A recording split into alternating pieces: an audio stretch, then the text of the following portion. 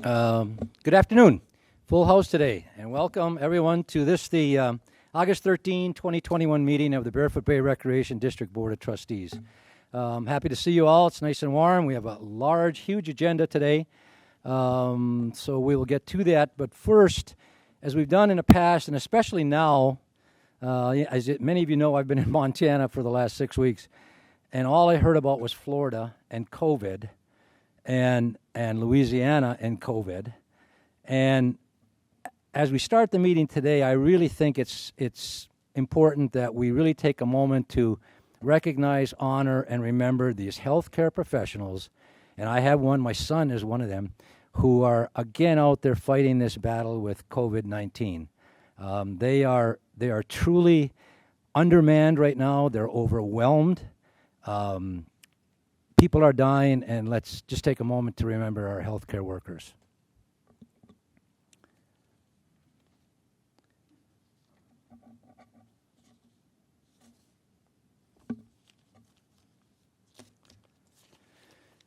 Thank you. Mr. Gruno, how about the Pledge of Allegiance, please?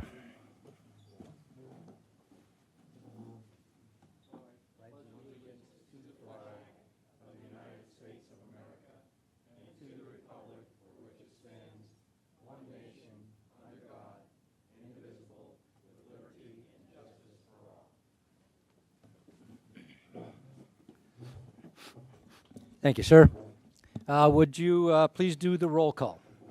Mr. Gruno. Mr. Nugent. Present. Mr. Gruno, present. Mr. Morrison. Mr. Amos. Present. Chairman Mino. Present. We also have with us our community manager, John Coffey, our district clerk, Stephanie Brown, our council, Cliff Reppinger. I did see Ernie Cruz out there from the Gulf. I saw Matt from Property Services. I see Kathy Mendez from Food and Beverage. And I see Rich Armington from DOR and HR. Did I miss anybody? Mr. Chairman, we have a quorum.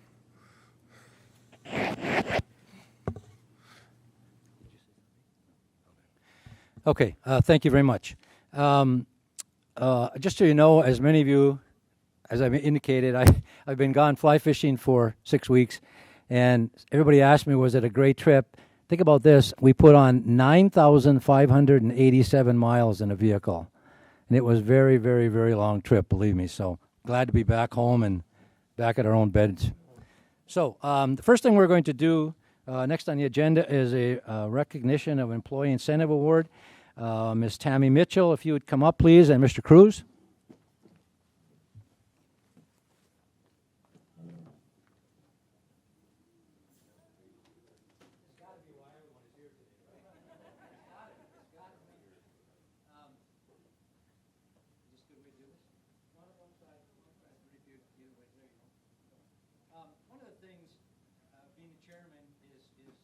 You get a lot of negative things going on, but one of the good things about being a chairman is that every now and then I get to recognize someone, an employee or a person who goes out of their way to do something extra special for the Bay. And those are the really good things. What we're looking at today are some recognition of an employee for what's called Extraordinary Service or Innovation Award Program. And I want to go through this so we understand it and hear it. This is an extraordinary service award to recognize employees who have demonstrated performance that goes above and beyond the call of duty for a particular job classification, substantially exceed performance expectations, or perform valuable tasks or services. And that's nice. And then Mr. Cruz nominated Tammy, and he wrote the criteria for which she is nominated. And I'd like to take a moment and go through and read this whole thing because I think it's important. Tammy's service as a player assistant is outstanding, especially given that she does not have to perform many of the duties outlined below. During the pandemic period, the district started isolating staff to prevent cross-infection and retain normal operating circumstances as possible. Tammy has taken it upon herself to perform the following without being asked to do so during her work shifts. Tammy continually cleans the siding of the pro shop, the porch carpeting, the stairs to the first tee, and the cart staging area. She has come in and pressure washed the sidewalk, first tee parking area. She personally removes weeds from the cracks in the cement and she created a rock bed between the cart barn and cart path, which minimizes the amount of water and mud that comes from the torrential downpours of rain we get. Her assistance of cleaning Pro Shop due to lack of custodial support during the COVID pandemic was greatly needed. In addition, her help in planning and creating a disinfecting procedure for carts helped reduce player apprehensions when they utilized our carts for golf. Ms. Mitchell's ability to multitask and her ability to take on additional roles not within her scope of responsibility, upholding Barefoot Bay Recreation District's highest standards of performance while sacrificing her personal time reflects great credit upon her and our organization. She is worthy of recognition under this program. Mr. Cruz nominated Ms. Mitchell for a $500 Extraordinary Service Award. I am extremely pleased to present this to Cammie. She is well worth this award, and I thank her for her service. Thank you. Thank you.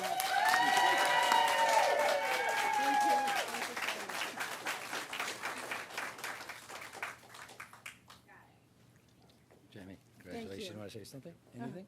No. I'm done. No, thank you very much. Mr. Cruz, anything? No? Well, you know what? Yeah, go ahead. It's not every day you get blessed with good employees, and I'm certainly glad you're on our side. Thank you so much.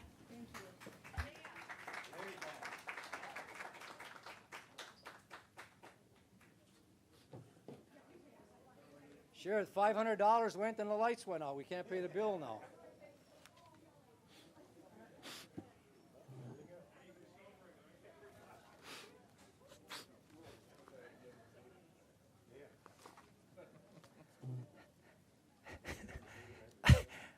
I can't believe they weren't here just because I was back. I mean, I would have. No.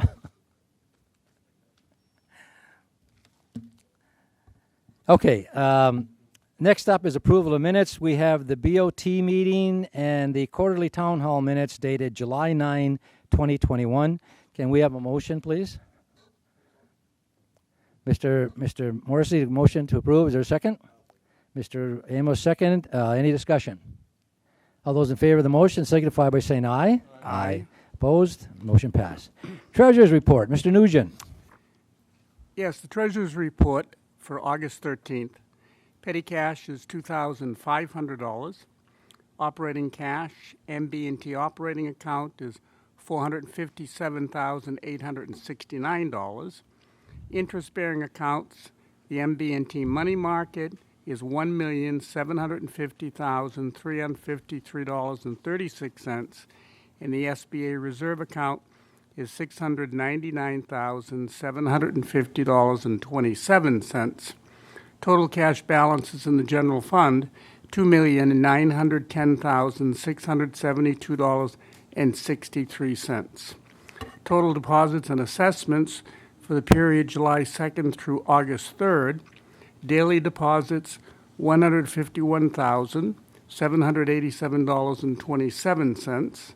Interest received in the money market account, $168.81. Interest received in the SBA account, $115.70. Interest received for other interest, $70.35. Assessments received, $816, for total deposits of $152,958.13. Expenditures, July 2nd through August 3rd, $5,000 or greater. Shopping center roof replacement, $160,760. July 4th, $5,000. Golf course irrigation system repair, $5,423. Pro Shop roof replacement, $8,550. Golf course and ball maintenance fee, July 2021, $38,955.02. Travel supplies and operating expenses, $5,703.81. Building a renovation systems install, $14,688.18. Employee health insurance, $26,205.71. Building a veterans electric display system, final payment, $7,615. Legal fees for July, $10,445.10. Electricity for July, $8,344.65. COVID credit, which was mistakenly taken by paychecks, $10,662.42. Lounge AC replacement and fan motor, $13,424. Management fees for July, $13,766.29. Sales tax for June, $9,907.04. Payroll tax for the pay period ending July 4th, $17,574.12. Net payroll for the pay period ending July 4th, $61,741.20. Payroll tax for period ending July 18th, $17,041.01. Net payroll for the period ending July 18th, $59,102.24. Total expenditures for $5,000 and above was $494,908.79. Expenditures under $5,000, $129,426.58, for total expenditures of $624,335. That's $624,335.37. You can see Jeff and I were busy signing checks. Yeah, I was going to say, Jim was busy. That's Thank you, sir. Is there a motion to accept the treasurer's report and approve payment of bills as presented? Move to accept treasurer's Mr. Gruno motions, seconded by Mr. Morrissey. Discussion, questions? Hearing none, all those in favor of the motion signify by saying aye. Aye. Opposed? Motion passes. Audience participation. As I indicated, if you are one of the two violation cases, which is, where is it down there? Resident request to appeal ARC denial or the violation, you can wait until we get to those on the agenda. You don't have to speak during audience participation. But right now we have audience participation. I only have two notes here. One is Nancy Isley. No, nothing to say? Okay. The next one is Tom Nelson. And please give your name and address when you speak. And make sure you put the green button on.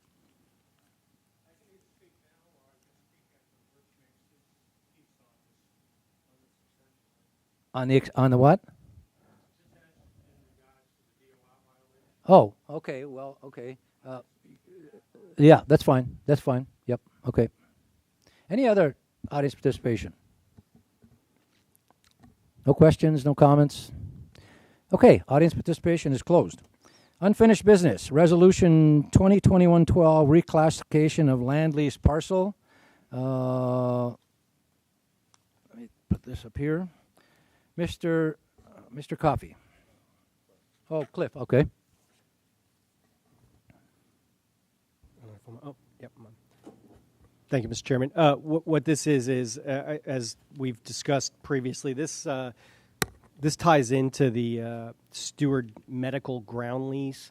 The parcel that's involved over at the shopping center complex is a vacant parcel that previously was designated by the Board of Trustees back in 1997 as a park parcel.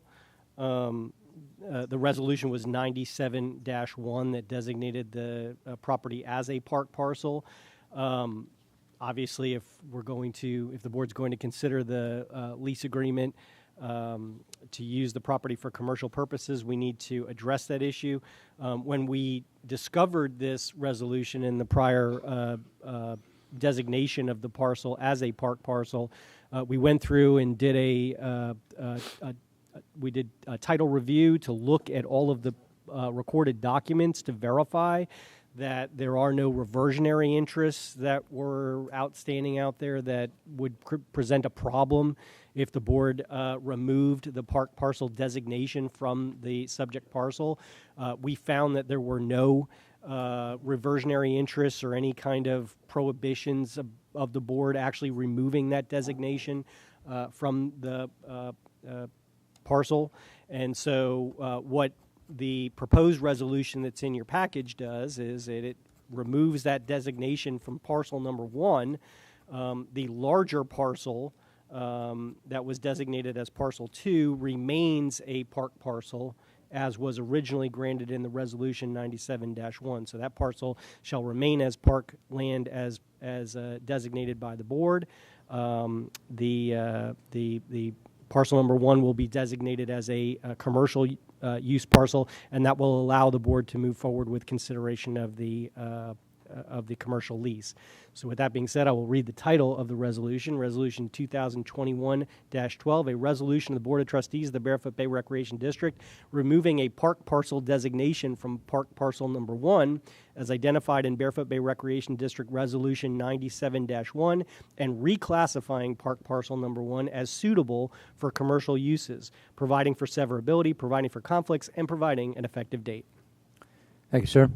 Okay, and board member, we're somewhat new members, and Mr. Amos is on. Remember, when we have recommendations and resolutions, in order to get that on the table for discussion, we pass a motion and then discuss, and then you either vote it up or down. If there are no recommendations or no resolutions to approve, then it's simply open discussion, and you can then make motions going from there. Okay, I just want to reiterate that. So here we need a motion to accept the resolution 2021-12 as presented. I'll make that motion. Mr. Nugent, second. Mr. Gruno? Yep. Okay. Discussion, please. Questions? Again, this is fairly commonplace. I mean, there's no opposition to this, so it's simply removing it so that we can continue with the lease. Sooner the better. What's that? Yeah, I don't see anything. Sooner the better. Yeah. Any other questions, comments? No? Okay. All those in favor of the motion signify by saying aye. Aye. Opposed? Motion carries. Next on the lease is the Stewart Medical Group proposed ground lease, and I'm going to start off with it, okay, Cliff, and Sure. we'll go from there. Okay. Yes.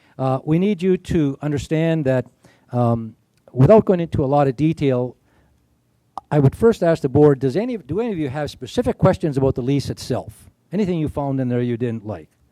No. Okay. So the question now is that. Stewart has now changed their counsel, their legal counsel, all right? And because the new legal counsel is coming on, they would like a chance to review the lease, go over some things.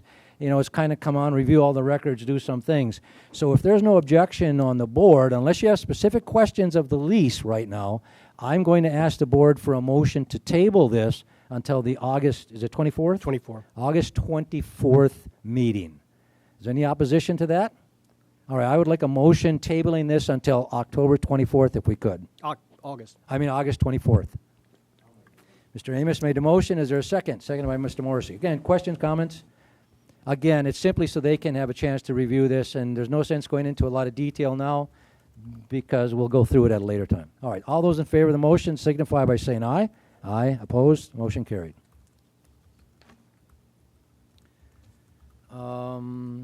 Discussion regarding Barefoot Bay trustee term lengths and election cycles. I know, Cliff, you and Mr. Gruno did a lot of work on this. We saw the emails going back and forth. Who would like to start? Would you? We can do it either way. Why don't you start? Okay, I'll start. This came up, and often, and if you read the Tatler, Chairman Mino made a really good article in there. The idea was to either extend the terms or add more people so that we have more continuity. Right now, every other year, 3 people are voted on or off the board, and then the whole dynamics change. And I think that's one reason why things don't get done around here. So I will tell you that at the last town hall, which, by the way, I think was exceptional dialogue from the public with the trustees, it became very clear that there was no appetite for a 7 or 9 person board.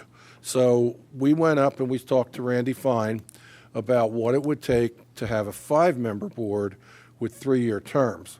And the reason we had to well, we went with the 3-year terms because there was a little bit of appetite for a person serving a little bit longer on the board, but not necessarily 4 years. So 3 became the magic number. The one thing we found out from Mr. Fine is that one of the hot buttons here in the state is extending term limits. So when Cliff and I were up there, Mr. Fine was very good with the fact that we could go to 2 3-year terms and have the 6-year limit, because right now we're at 3 2-year terms with a 6-year limit. And so there seemed to be good support from Representative Fine to consider going with 3-year terms, 5-people board, and then in no given year will a majority of the board go off. And then I think I'll throw this over to Cliff.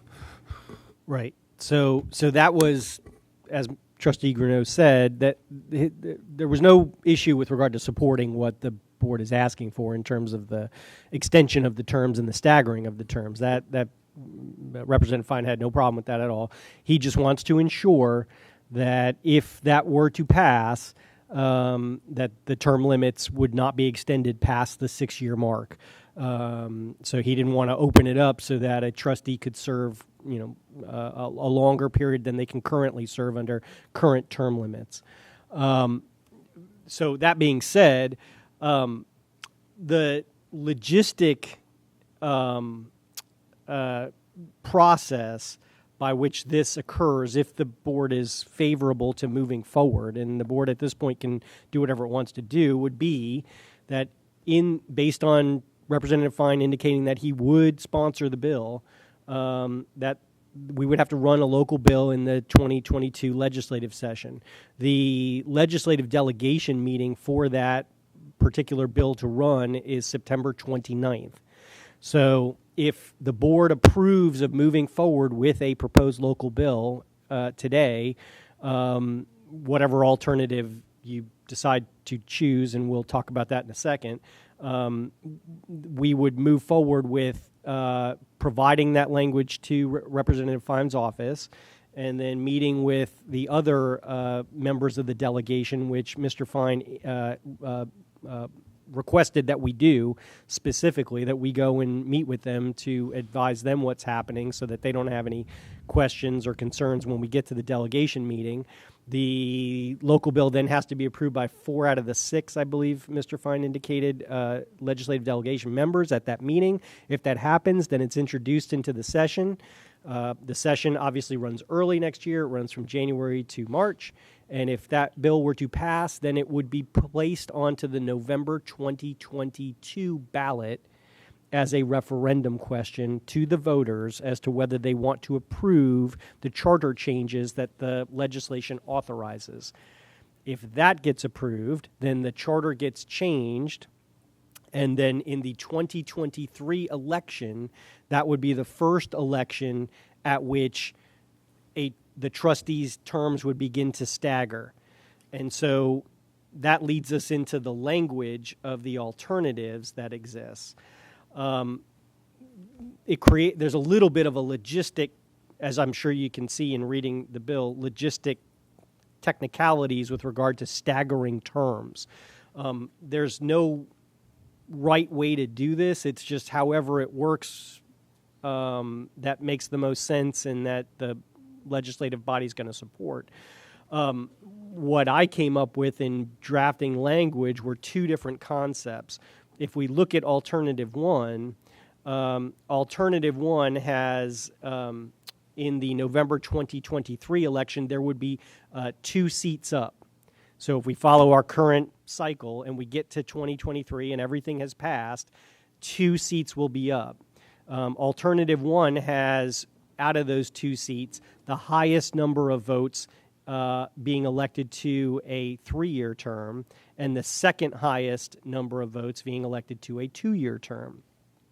Then in the election of 2024, when there are 3 seats, the candidates receiving the highest and second highest number of votes would be elected to a term of 3 years, and then the candidate receiving the third highest number of votes would be elected to serve a term of 2 years. That then would set a pattern cycle of 1, 2, 2 trustees being elected every 3 years. So that cycle would repeat every 3 years, and it would be 1, 2, 2, 1, 2, 2.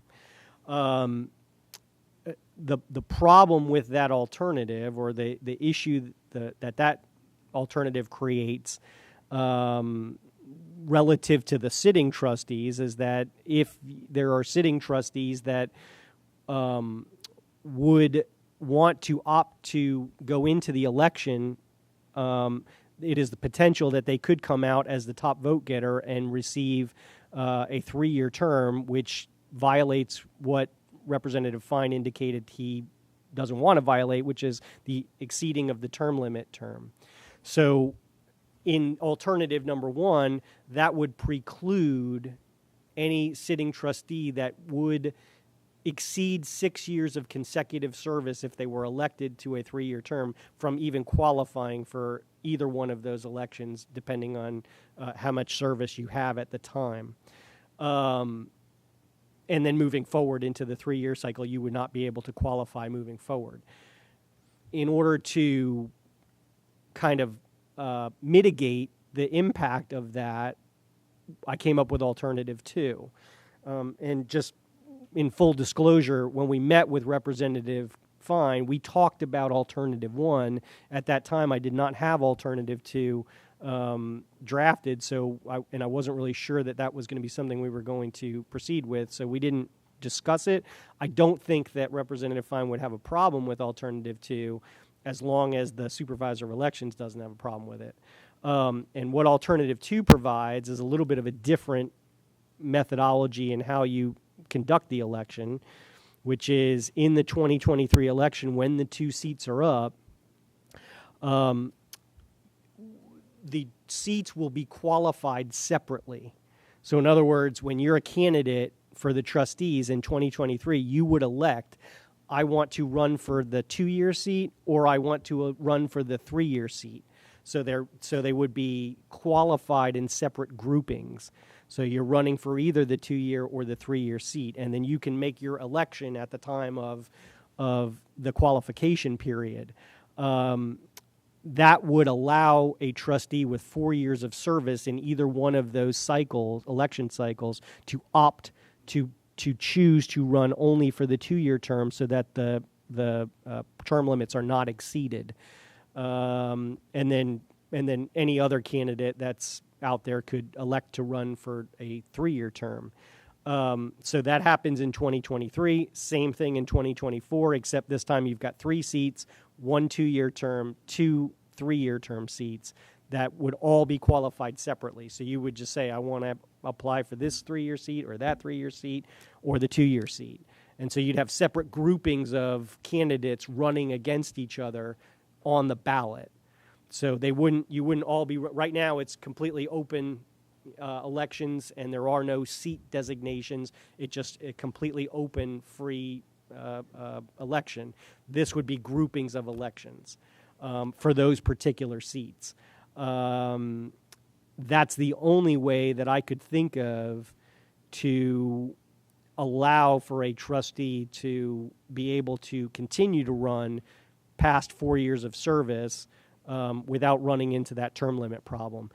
It doesn't prohibit the problem, because there are still some circumstances, and I know, Trustee Amos, you had looked at that issue about application of the 3-year seat moving forward, and some trustees, if they continued to serve from this point forward that are sitting here today, would be technically termed out at 5 years if they kept going and were elected to a 3-year seat. So it doesn't completely eliminate it, but it mitigates it from what it is in Alternative 1.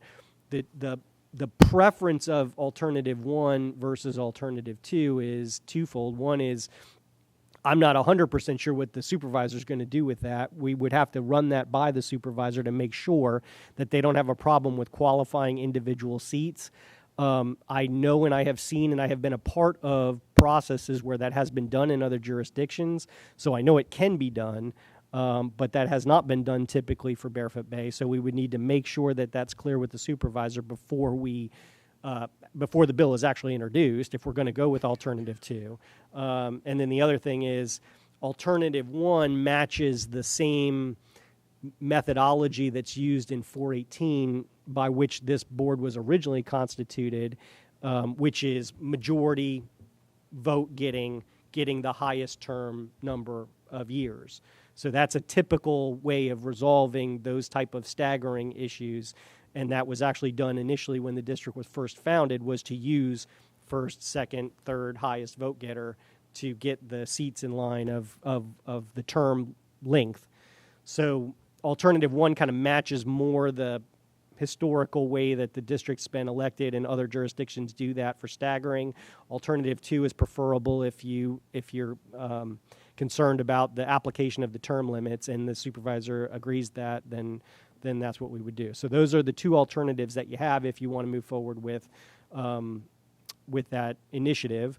Of course, you don't have to move forward with the initiative if you don't want to. This would probably be the time that if you aren't interested in pursuing it any further, that you stop it now, or you vote, yes, we are interested, and this is the direction we want to go, because we do have to have those meetings and finalize everything before we get to September 29th, and that doesn't give us a whole heck of a lot of time from this moment forward. So you got a little bit of time, maybe one more meeting if you wanted to delay it, but that's, I mean, you're getting into the time that we would need to go meet with those other legislators. So that's where we're at. I don't, is this on?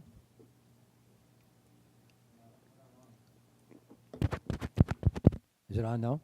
Yes, you're Can green. you hear? Okay.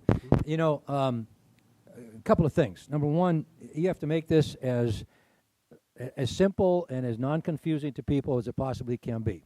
Number two, the first option, it only affects me, I believe, because I would be up for election in 2023, and I would rather go with option one.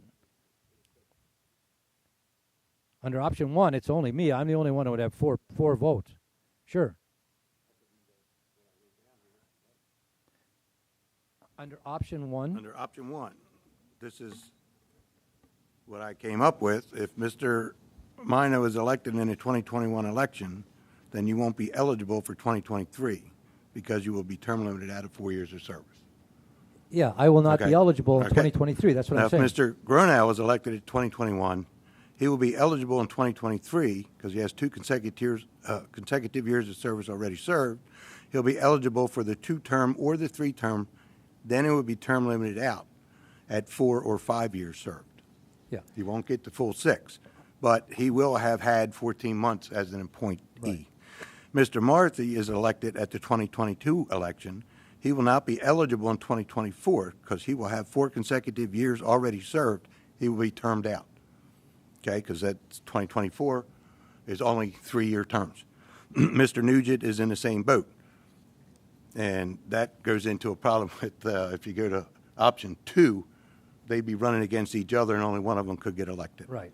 All right, and if Mr. Amos is elected in 2022, he will be eligible in 2024 with 2 consecutive years already served for the 2-year term or the 3-year term. And then I'll be term limited out at either 4 or 5.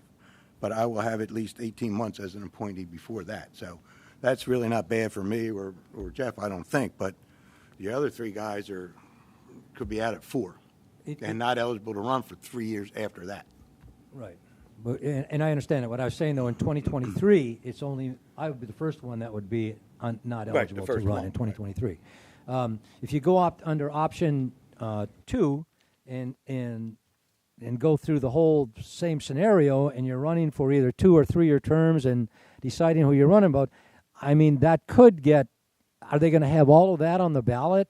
Is that going to be so confusing to people they're not going to understand it? It's simpler than you think. I mean, the legislation is kind of hard to stomach when you read it, but it actually makes sense. And what the voters would see is just groupings. So it would be like Barefoot Bay Trustee Group 1, Barefoot Bay Trustee Group 2, Barefoot Bay Trustee Group 3. That's what they would see on the ballot.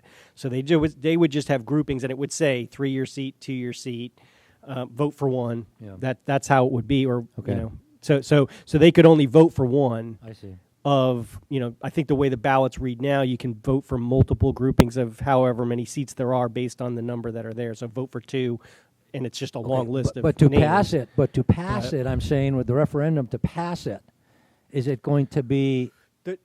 The referendum at that point wouldn't be complicated. It would be a streamlined question of, do you support the Board of Trustees extension of their terms to 3 years Okay. and staggering of the election cycle? Okay. That's all it That's would what I'm say. concerned about. Is that part of it? It would not have all this. The referendum Right. question that the voters would vote for would not have all this language in it. Okay, and because, and again, I wanted to say, as far as I'm concerned, I mean, Jeff and I are up for election this coming November. If it's up to my wife, I'm not winning, I guarantee you. So, I mean, but I don't care. I would want to do whatever. If I don't call for an election, that's fine. If I win again and I can't go forward, I want to go with whatever's simpler that would be on the referendum that people would understand. So we could get this passed, because this is the only issue that I really ran on when I ran 2 years ago, saying this has to change because it's not right. So I'm not sure what the rest of the board wants to go, but I want to move forward on this, either option 1, option 2. I don't care, whichever is easier. In a perfect world, it'd be nice to have the town hall, but we're going to exceed our deadline. It's critical that we make that September 29th delegation deadline. I can't stress that enough. Absolutely critical. We got to make that. Cliff and I would go represent the Bay at that meeting, and like Cliff said, you need 4 of 6 of the delegates. I think Mr. Fine was very gracious and very accepting, and he knew immediately what the problem was when we cycle 3 people in and a whole board changes. So I have to agree with Chairman Mino. Whatever we think is easiest on the ballot, okay, I lose a year, but the greater good is Same more. for me. If I lose an election coming up, I don't care. I mean, I'm not sure I'm going to win this time, so why am I worrying about that way down the road? So I want us to do whichever's simpler that would be in the benefit of the Bay. I think the simplest one is your first one, because if you go for the second, then you're going to have people thinking, well, now I have to decide if I want to run for a 2-year Exactly. against him, or do I want to run for a 3-year against him? And that's the way that's going to end up. This way, it's just your regular election, and it fills out. The most votes get the 3-year, the second most votes get the 2-year in that case, and then it goes to 3-year, 3-year, and 2-year. So as far as the easiest goes, I believe the first explanation was And that's what I was getting at earlier. I agree with you, Mr. Amos, that if it was up to me, I would go with option number 1 and ask that we move forward with this and meet the delegation and do all the things we have to do. I mean, we only have to bite the bullet for 3 years, and then we're on a regular rhythm. So I'd rather the greater good than worry about if I have 5 years or 6 years. Mr. Nugent, Mr. Morrissey, anything, Yes, comments, questions? Yeah. Make sure it's on. This is a very confusing situation here, because I just don't understand that this 5-member board, okay, and was elected this way for 10 years, and all of a sudden it's a big issue. I said that before because I thought it was going to go to a 7-member board, okay? And I thought 5 members were doing a great job for the last 10 years, so why all of a sudden we have to go through, not counting the expenditures for doing this to the Bay? Have any idea that what it would cost us? I don't know what the supervisor's charging for a referendum. So, I mean, it's basically we're talking legal fees, we're talking referendum, we're talking, trying to get the people out to vote for it, and Well, it's at a I regular. really- It's at I a really regular don't think there election. should be a It's at a change. regular election. The exact cost of having an extra question on the ballot. Hello? Okay, here we go, not close enough. The exact cost depends on where the ballot falls. There's very little cost if there's space on the page that the ballot ends. If the question causes another page to be added, then the costs go up. So we won't really know that exact cost. The cost to Barefoot Bay for the elections during a general election, which would be in 22, is a third of the cost it is for the off-year elections. And that because there's more people participating. So it's the off-year elections has been around like $8,000 to $12,000 to run an election. The general election is half to a third of that. So the actual cost itself, if you're talking public information, we cannot tell people to vote a certain way. We can put out public information. There's a lot of low-cost, no-cost options. Members of the board can put articles in the Tattler. I can put information in the Peak of the Week. What we can't, and we could do a mail-out that is $3,000 for the postage right there, but you can't say vote yes on referendum 1. One of the things that Randy Fine was adamant about, but we are fortunate. Let's say we were on the 2-year general election cycle, we would not be allowed to go to every year. Because we're already every year, we can stay every year. So, yeah. And remember, we're not changing the number of board members. We're simply expanding the year. And there's Mr. Morrissey, you mentioned that this has been for 10 years. There have been a lot of instances why this does not work in the past. There have been boards here who, you know you're going to have an election, and we're going to pass a budget in June. We know the budget does not take effect until October 1. But we know an election's coming up with 3 new members in November. And so in the past, there have been things where the boards have said, well, we're going to wait, see what gets on the board, see who comes on the board. And once, let's say, 3 new members are there, well, let's kind of wait and hold off on some things until we see when they're seated in January to see where we're going. You've just spent half your year. And you're waiting to do some things because the board turns over a majority of the board. And that just is not right if you want to continue to try to have projects go and have them be completed on time. People can always change their mind on the board, without a majority coming on. And that's fine. That's what we're all about. We should be able to say and speak and do whatever we want to do. But you should not be taking projects out of a budget, for instance, simply because 3 new members come on the board and they now are a majority. That should never happen. And the organizations just don't run that way. And we do, and sometimes projects don't get done, is the thing. I understand that. I had a resident come up after the town hall meeting and say, I'm troubled by the fact that we're governed by 3 people. And I asked the person to explain a little bit, and they said, well, depending on who gets in on the 3, if they come in as a block, we no longer have a 5-person board, we have a 3-person board. Right. We don't really go on. No. I don't think anybody would put their name on and be elected to be not independent thinkers. I don't understand that. One thing I'd like to add is I checked back from 2012 election to this last one, and only all 3 trustees have never been voted out in the same year. Haven't they? No. Although, it's not to say it couldn't happen in the future, but they've never been voted out, all 3 in the same year. But it has happened in the past where boards have delayed things, waiting to see how these things go until January, Okay, in any case, this is something that, in my opinion, I always thought this would be the thing to do. It doesn't benefit anyone here. As a matter of fact, in my case, if I was to win again this coming election, I would not be able to run again, and that's fine with me because I think it's good for the Bay. I think it's good for the projects to continue to go on until completion, et cetera. So, again, whatever the board would like to do with this is your prerogative. Mr. Nugent. I'm truly in support of a 3-year term. I get a little leery when we're voting in 3 new members. And I believe you're exactly right, that what can happen is all the hard work that we have done can totally change come in November of next year. And this way here, it would keep it consistent as far as 3-year terms for people.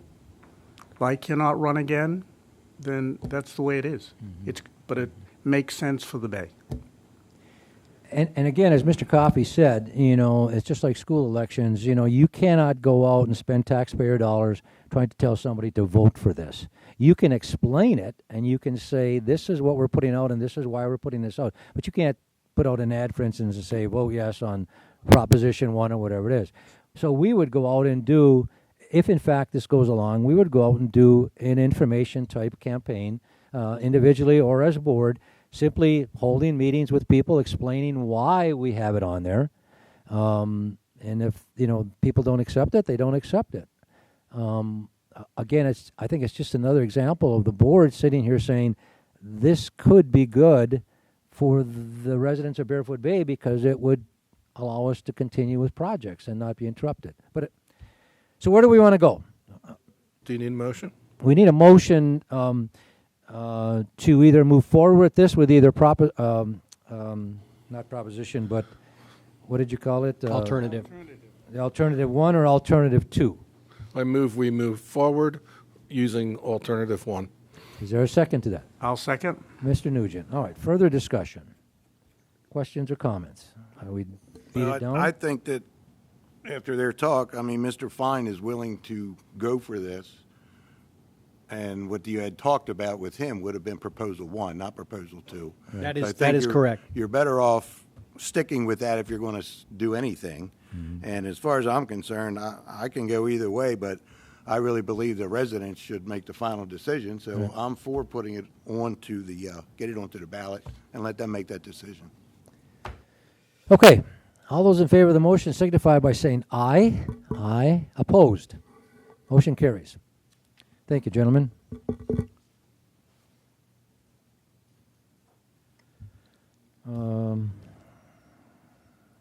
Okay, we are on DOR violations, new business resident request to appeal ARC denial. Do we want to go with Rich, Tom Nelson, to present this?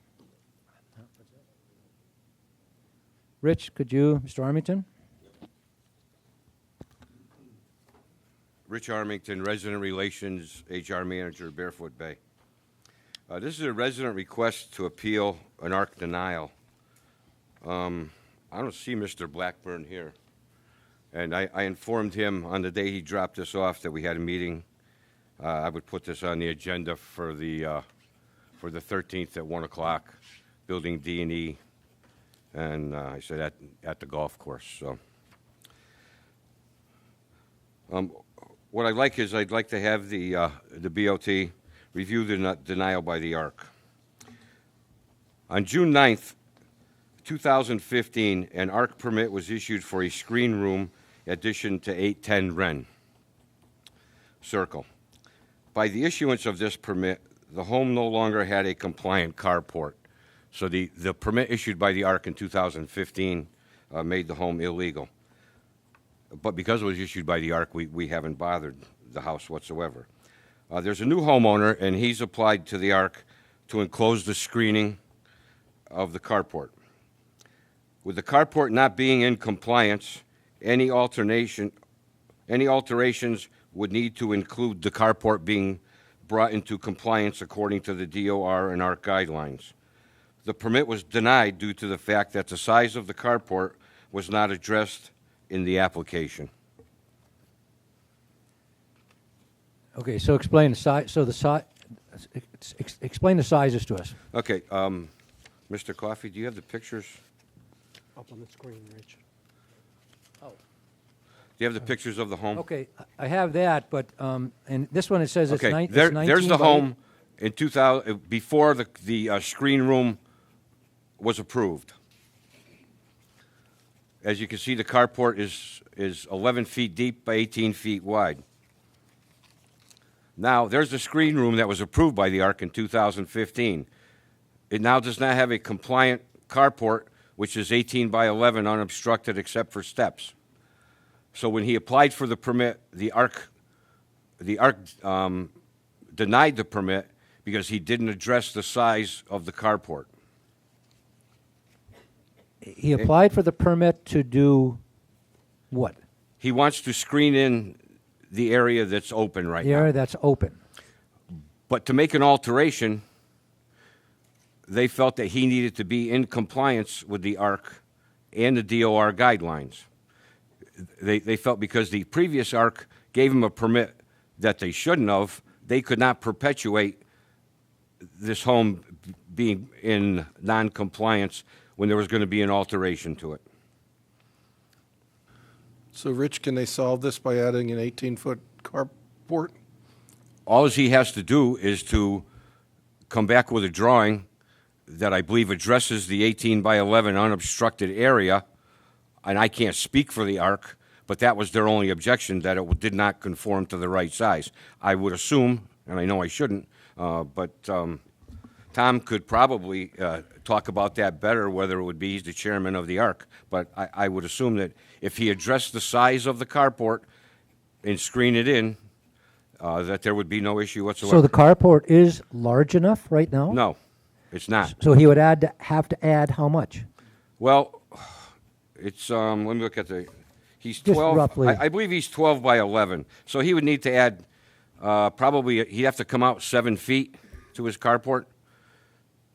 And from the drawing, it looks like he probably has enough room.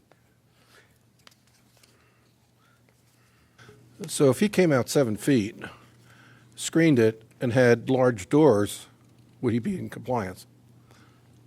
Yeah, because he'd have 11 by 18 unobstructed.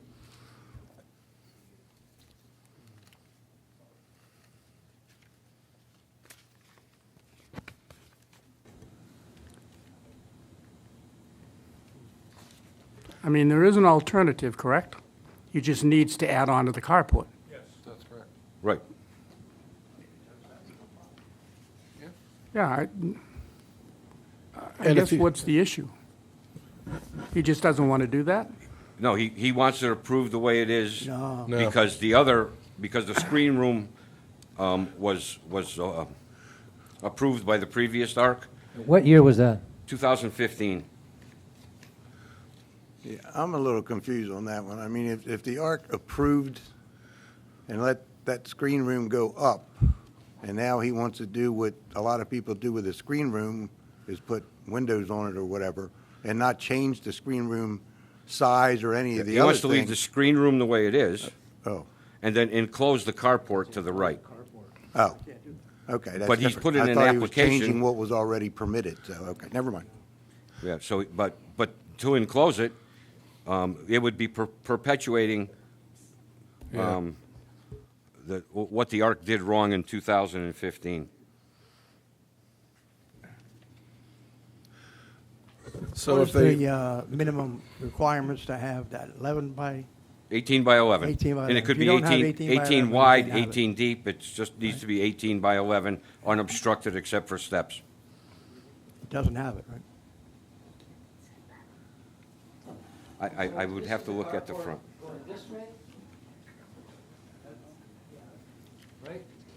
there was no way they could get into it the old way. He has quite a bit of room. The picture is before they did the enclosure that the previous ARC approved. Rich, Right. that was in compliance, correct? That was in compliance. That's the original home. Yeah. And then he put a screen porch here.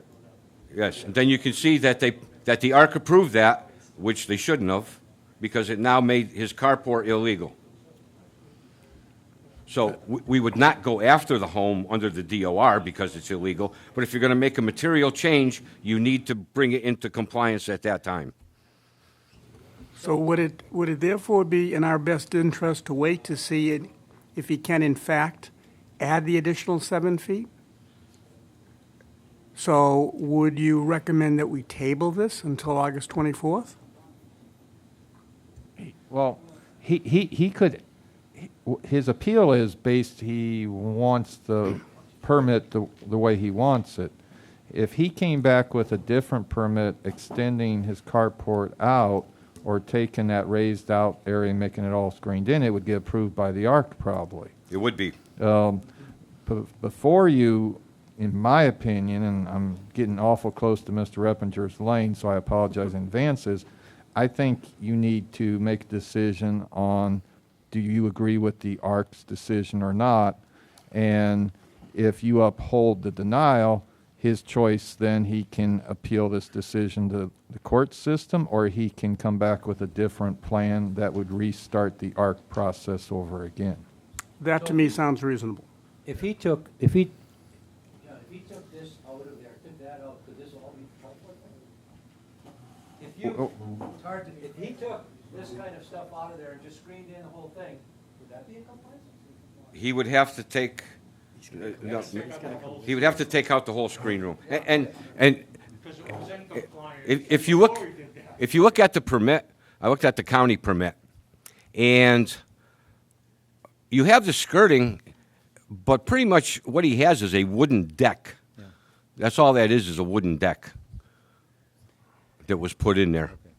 Okay, this is, it's unfortunate because it was a mistake by the ARC committee a while back. On the other hand, it simply does not meet the requirements and the guidelines of the committee. So, again, I think we had some good questions and good discussion about how and why this happened. But really the issue is, do we uphold the decision by the violations committee or the ARC committee and in their denial of this? And it does not meet the requirement. Favor of that. So how the rest of the board feel, and that's the issue right now. Do we, we have an issue here of whether or not we uphold the denial of this permit. Move we uphold the denial of the ARCC permit. Is there a Second. second? Seconded by Mr. Nugent. Discussion more further. Yeah, I think because of what was done originally, that's okay, and you upheld that. You didn't go after the situation. But now he wants to change something and add actually to it. So in that case, then he doesn't meet the requirement. So I would uphold the decision by the ARC. It's kind of like a rule is a rule is a rule is a rule. You either meet it or you don't. It gets to be that point sometime. All right. Any other discussion? All those in favor of the motion to uphold the denial by the ARC committee, please say aye. Aye. Opposed? Motion carries. Thank you.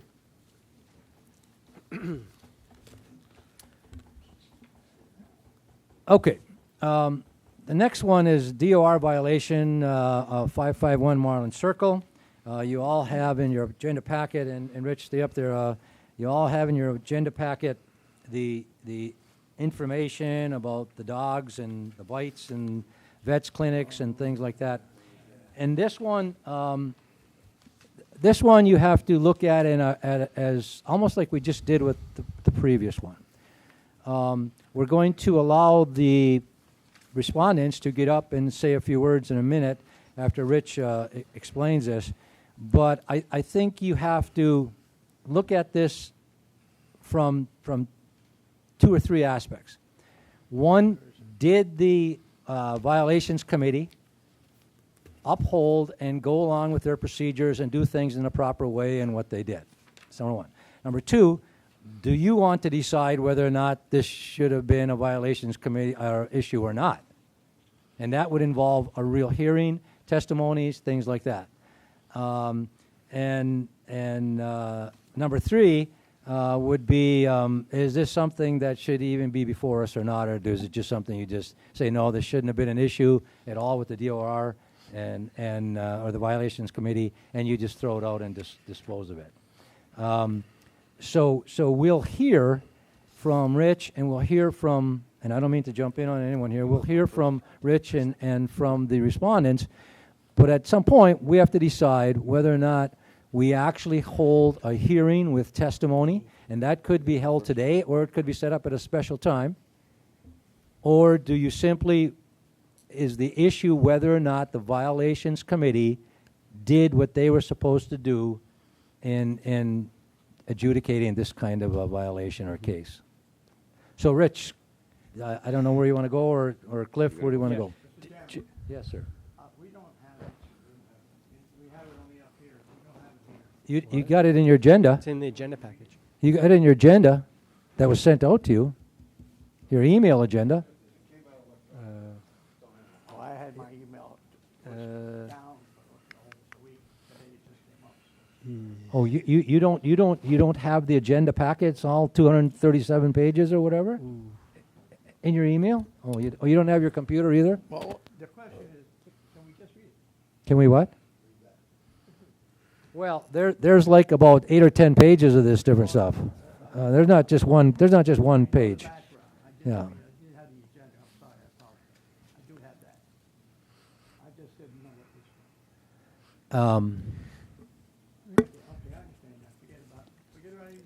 Okay, let's have Rich introduce it, and we'll have the respondents get up. We have to give them a chance just simply to make a statement, and then we'll go from there and decide how we want to handle this, okay? Is that all right? Yep.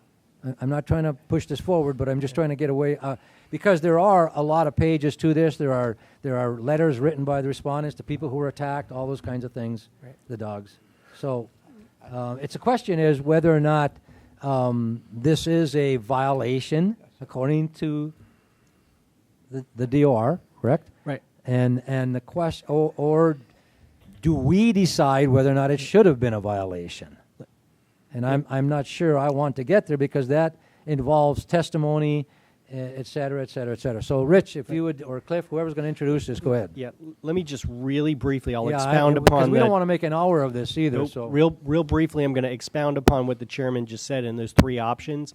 Normally, when you see cases, when you see DOR violation cases, they're not what we call de novo review. De novo review is like a new hearing, like a brand new hearing where everybody's presenting testimony and evidence and documents, and you're making a decision on your own for the first time. That's a de novo, a new hearing.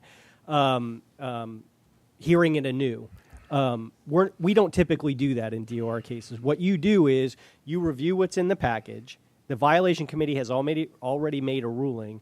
Mr. Armington summarizes what's in the package, and you make a determination as to what you're going to do, whether you're going to support it or not. That's the way these cases normally go, and that's what's provided under your resolution 2015-16. Okay?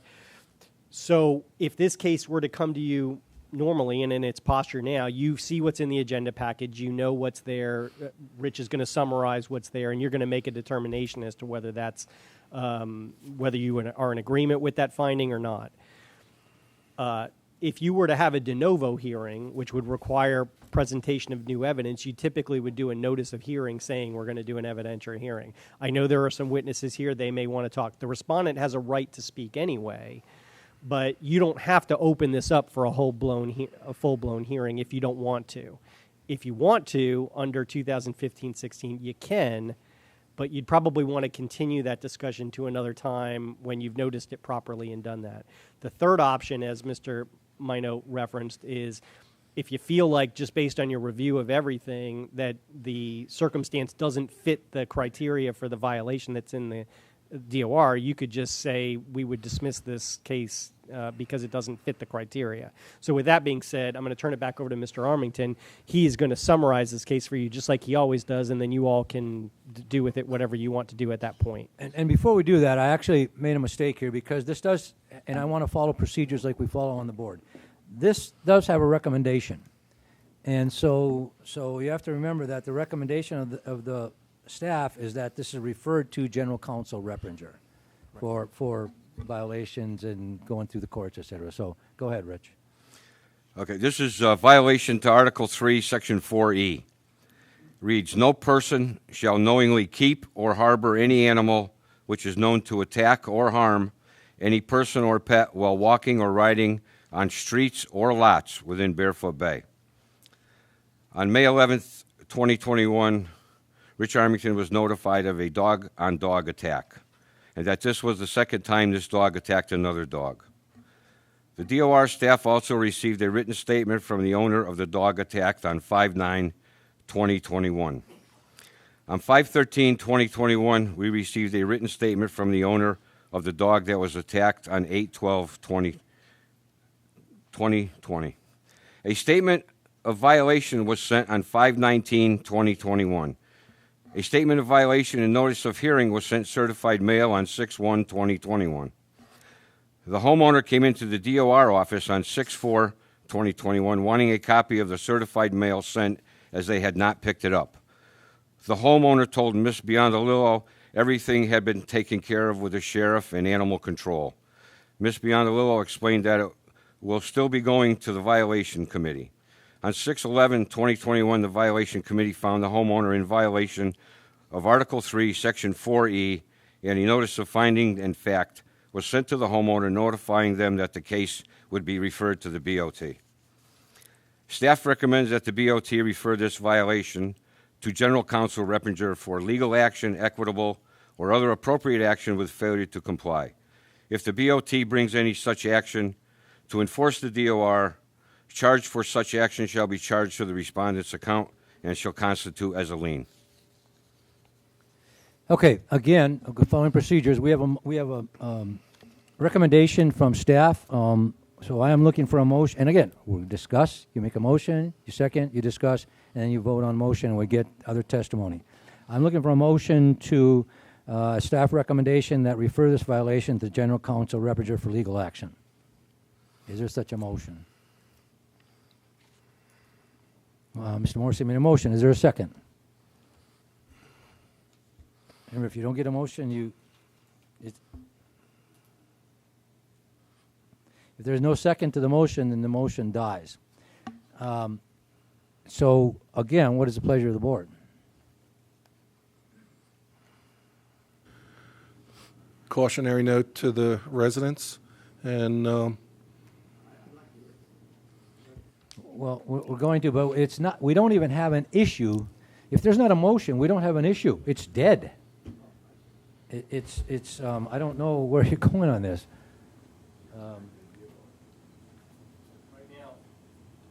I mean, you can entertain a motion to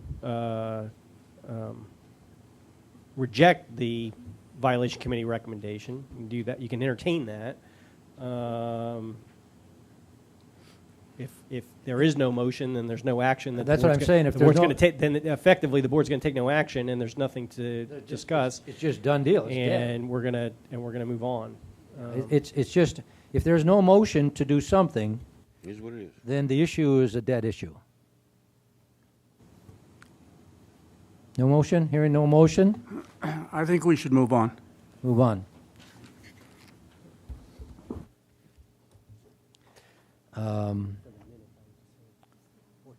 Next on the agenda, use of common area, Valley National Bank request. They have asked that this be tabled because of, or not tabled, taken off the agenda because of COVID restrictions, et cetera. They're not going to do this. So 9B is off the agenda. 9C, discussion of calling a referendum election to increase the charter spending authority. Mr. Coffey, do we want to go? Who do we go to? Mr. Grunow? hi there. After the town hall meeting, we got talking about the fact that we have a charter cap limitation on how much money can be spent on a new project. And right now, it's $25,000, and it was, I believe, capped in 1987. Right now, $25,000 would be equivalent to $62,000. Why is it important? NRP, the Neighborhood Revitalization Program, hinges on that, and it's getting pretty tough to buy properties now for $25,000. Just remember that when we buy that property for $25,000, we don't have any money left over to demolish it. So the whole thing, the purchase and the demolishment, right now has to be under $25,000. Getting pretty tough to do. It should be noted that changing the charter cap isn't going to give the board an unlimited credit card. There's still going to have to be policy and procedure on how to buy something new. But right now, we're grossly outgunned in the fact of the neighborhood rehab. And all I would say, folks, is look over at the nut section. Neighborhood rehab took some of those blighted houses out of there, and the nut section is regrowing and looking good. So what I think would be a course of action here, I put it on the agenda with hopes to make it to referendum in November. But in talking to some of the residents, they've said that we're going to need to do a lot of education on that. And I don't think we have enough time to do the educational piece before November. So what I would like to do is put it on the next town hall. Say that again, no, that we would be looking for a referendum on this when? Not until the 2022, right? If you take action today. If you town hall it, you're looking at 2022. 22, yeah. So, but is there still time to get this on for 2021? I mean, 2022. 2022. That would So no matter what, it goes to 2022. I thought we were still within the bounds. No, I mean, it's 2022, you've right? got a micro window right Yeah. now. If you wanted to consider a referendum going on the November ballot in 2021, there's literally like a Right. sliver of a window Yeah, chance and I think of that's getting too it on. that's too quick. That's too short a window. So Right. it's going to 2022 no matter what. And again, there's no recommendation, so this is open discussion. We tried this. We went to do this actually, and when was it? July 10, 2020. As you see in your agenda packet, we did all of this, and we were going to go with a resolution to raise it to, Joe, I think it was $50,000, I believe at the time, 50,000. Yeah. And we discussed a lot of whether it goes 100, 125, you go up by percentages. And again, this is mainly for the NFR or the revitalization program. And so I'm all in favor of doing this and thinking that we move forward with it and try to get it on the 2022 ballot, because we have lost properties, as Rich can tell you, when we're just $100 or so over our cap, whatever it might be. So I'm all in favor of something like this and getting it back. What the amount is would have to be decided by the board. In 2020, we decided on $50,000. You don't want to go too high, because then people think you're just giving you excess money to go out and do things with. All we're trying to do is make sure some of these properties that are going to cost us $26,000 we can get, because we're not over the limit. So what's the board's pleasure? How would you like to proceed? Again, this would be a referendum for 2022. We need to proceed. If we want to proceed with this, we would have to then ask Cliff to come back with a resolution or whatever it is, right? You pretty much already got the format done. The question is what amount you want to set it Exactly. at. I mean, you need to discuss all that stuff, so that's another discussion to have, but whatever context you have that discussion in. Why don't we put that on the October town hall? Yeah, I was just for everybody's edification, was going to say the next town hall is scheduled for 9 a.m. on Thursday, October 28th. That'd be an idea.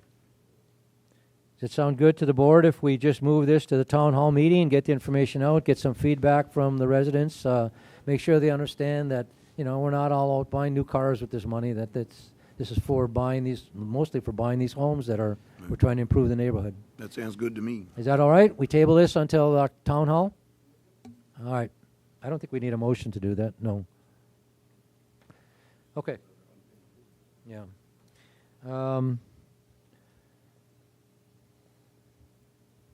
Shopping center leases. Is that where we are? No. Yeah, is that where we are? Shaw Medical Group, CVO. You have that. Again, if you don't have it in your packet, the consensus of this is that Shaw Medical Group wishes to take over the CVO office, and the CVO office will take over Shaw Medical Group. That the lease is already there. Okay. Do we need, Mr. Coffey, do you need to introduce it, or? I'll introduce it and then refer it to Cliff, because there is a complication to this that Right. I wasn't aware of when I wrote the agenda. When we wrote the agenda, and Cliff made it much more easier to understand. This is not something that the Bay instituted. Shaw Medical and the CVO came to myself with this proposed swap. They had some debates back and forth about possibly moving walls and adjustments. They've settled on the proposal that Shaw, which tentatively has leased the old Veterans Service Office, but I'd asked, when they first approached this with me, I asked Mr. Reppinger not to finalize the lease. In the CVO, which you extended their lease by 5 years earlier this year, basically now would like to swap locations. So Shaw would amend their lease to absorb the CVO current space, which is contiguous to their space, and the CVO would move their operations into the vacant old Veterans Service Office. The COP program would stay where it's at within the footprint of Shaw Medical's new footprint. With that being said, there is additional revenue coming to us because of it's expanding Shaw's footprint. I will hand it over to Cliff because we have a tentative lease, we have a signed lease, and then we have a lease that needs to be modified, and he is much better to speak on that than I am. So, the first, if you're inclined to support the item the way that it is proposed, the very first thing that you would need to do would be to rescind the action that you took, a motion to rescind the action that you took on June 22nd that basically authorized the leasing of the first space to Shaw Medical Group. So that would be the first sequential thing you would do today. If then you're inclined to accept the proposal, you would have a second motion authorizing an amendment to the current lease with the CVO, exchanging the current lease space for Building 1, Suite 6. You would then make another motion authorizing amendment of the current lease with Shaw Medical Group, adding the former CVO space, Building 1, Suite 5, and part of Suite 4, and then for authorizing the chairman to execute those amended agreements when they are drafted. So it's 4 separate motions. One sub-note point that I will make with regard to the Shaw Medical Group lease is that this will be an amendment to their existing lease. And one of the things that I did not bring to the board's attention at the last time that you had considered the Shaw Medical Group proposal in June, on June 22nd, was that if this is an amendment to the lease, the letter of intent that we sign with Stewart has a non-compete in it with an exception for the Shaw Medical Group lease, the existing Shaw Medical Group lease. We have not discussed with Stewart. One of the things that we haven't discussed with them is a amendment to that lease which would add additional space for Shaw Medical Group.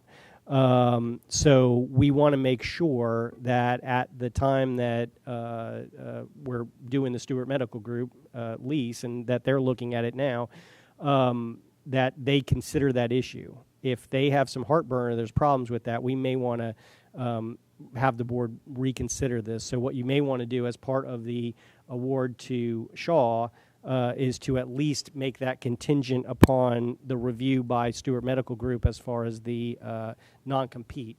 It's the same group, and Stewart did not have a problem with Shaw Medical Group leasing before. That was the exception. So an amendment to add an amount of space to their existing facility probably isn't a problem. I wouldn't imagine it is. It's not like you're bringing in a new group, and we don't have a signed agreement with Stewart, so you don't necessarily have to make that contingent yet, but it is in the LOI, so I figured I would bring it to your attention because we would like to at least be transparent about that issue with Stewart as we're moving forward. Okay, having heard that, I would like a motion that we accept staff's recommendation as presented, contingent upon verification that the amendment and the action taken does not violate the non-compete letter of intent with Stewart Medical Group. I'll second that. Mr. Gruno made the motion. Second? Second. Mr. Nugent. Okay, questions? So again, we're doing, this is kind of a simple item of swapping it, but again, the LOI, the letter of intent, is the only thing that we're not sure of, probably does not affect anything. They're not changing what Stewart knew Shaw was doing. But again, we just want to make sure. Questions? Go ahead. Quick question. Should we delay in putting the lease together, waiting for Shaw to... Well, I think Waiting you'll for- know by the August 24th meeting if there's any problems or not, so we'll Okay. know by then. I'm in communication with Stewart, so we will have that dialogue as part of I'm not going to spend any time drafting the lease if we've got a problem. So I'm going to have that dialogue with them, and then if we've got a problem, it will come back on the 24th. So in one way or the other, we will deal with that. Okay, any other questions, comments? All right. The recommendation we're passing, the motion, we're passing the recommendation by staff as presented, contingent upon the fact that verification, how did I read it? Verification of the amendment or action taken does not violate the non-compete letter of intent with Stewart Medical Group. All those in favor of the motion signify by saying aye. Aye. Opposed? Motion passes. What's that? We're accepting the whole recommendation, so, right? The actual Does motion would have made this change you said we had to do 4 motions. We're doing one motion that's more or less tabling the thing till next meeting, so we don't need the other it. three You don't have to until do then, anything right? if you're just going to table the whole. Okay. No, item. we didn't table it. We accepted the recommendation of staff as presented, contingent upon the verification it doesn't affect the LOI. To include all of the 4 Yeah, items. it's if the you- recommendation. Yeah, Yes. if that's fine. That takes care of all of it. That's yeah. fine. That's fine. That will work. Who made that original motion? I think it was Jeff and Mr. Nugent, I think, seconded. Yep. Okay. Discussion of new COVID-19 restrictions. Mr. Coffey. You've just been silent the whole meeting. Oh, Mr. Gruneau. Okay. See, he tossed it over here again. Anyway, a couple of weeks ago when CDC came out with their version 41 of the mask rule, I called John and I asked if we might need to make a few tweaks. One of the suggestions I had was maybe separating the chairs out at the meetings 3 feet apart, maybe do something like that. Didn't want to do anything wild and crazy like mandatory masks, all that kind of stuff, but just for an agenda item, for the fact that CDC came out, for the fact that Florida's getting lambasted for having such a high positivity rate, just on the agenda for a quick review of should we be doing something different. I think we all know Mr. Cruz has put the dividers back in the golf course, right? And we're going to? A few of them? Okay. And that was a good move. I think that's necessary if people want to use golf carts out there. I agree with you that things are changing drastically in Florida and, like I said, Louisiana and some of these places. I'm not sure what we need to do right now. I don't know. I'm not sure where we go right now. I think it's something we have to continue to look at every time.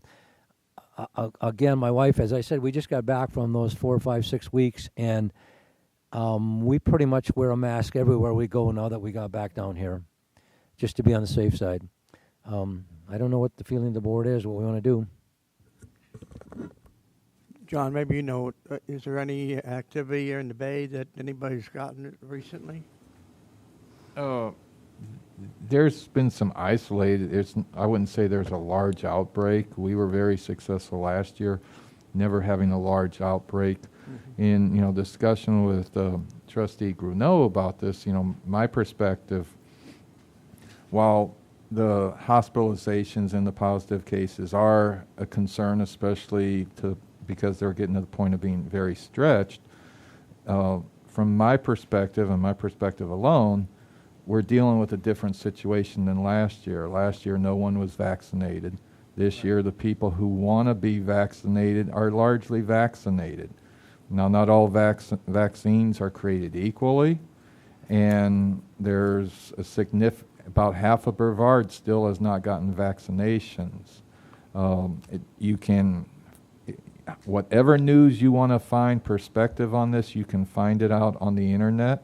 But I just look out and I see the folks who are around the community center in the administration building.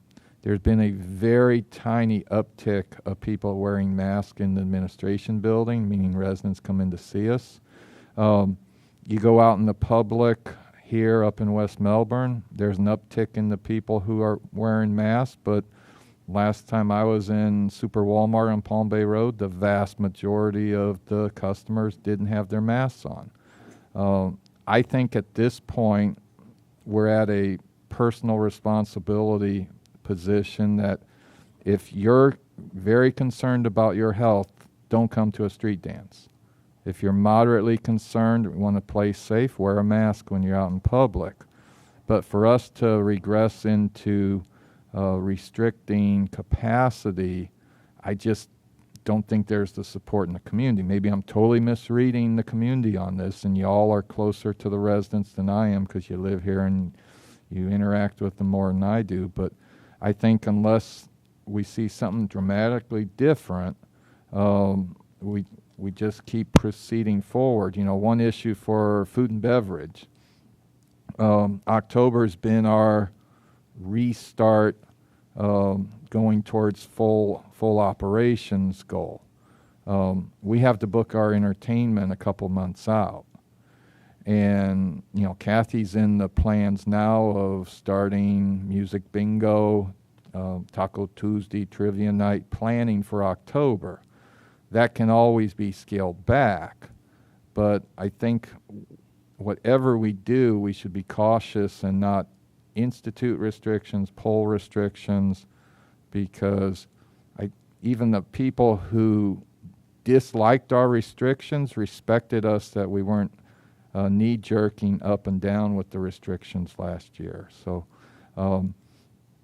that's my take on it. I probably didn't really answer any questions anybody had. I think my recommendation, if you're looking for it, is we can put this on future agendas to revisit it, but I think we maintain the status quo. We could be in this type of scenario for years to come. I know that sounds pessimistic, but the July 3rd celebration, we had a lot of people out.